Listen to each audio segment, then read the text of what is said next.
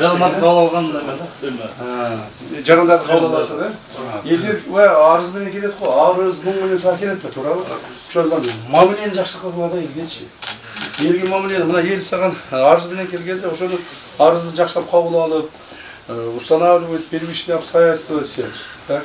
Потом уже соответствующим образом керекті тергөөчүгө, керекті кызматкерге жөнөтүп, багытын берип, баягыдай грубый кылып бар, чык дебестен аракет кылыш керек, жардам бериш. Макул го?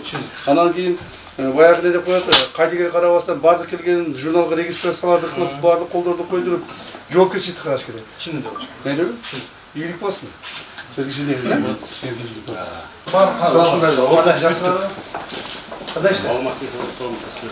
Качы иште? Жанагы элдер үч жерден алат, райондук бул. Мурда Бишкектен алчу эмес беле. Азыр үч жерден судийни справкалар, бияка келгендердин бардыгын ал жакка чуркатпастан жакшылап эме кылышкан керек да. Макулбу? Бар, соответственно жок. Чечим айтып отур. Ушу жакшылап абсурд жетиш керек. Анан кийин силер жанагы келгендерден мурда ушундай эле. Справка үчүн 5 тыйын, 10 тыйын деп тияк бияк задержка кылып кармап отурбастан, макулбу? Тез ушуну жасап берип, абсурд жетип келгенде жакшы кызмат кылгыла. Ийгилик болсун ишиңизге.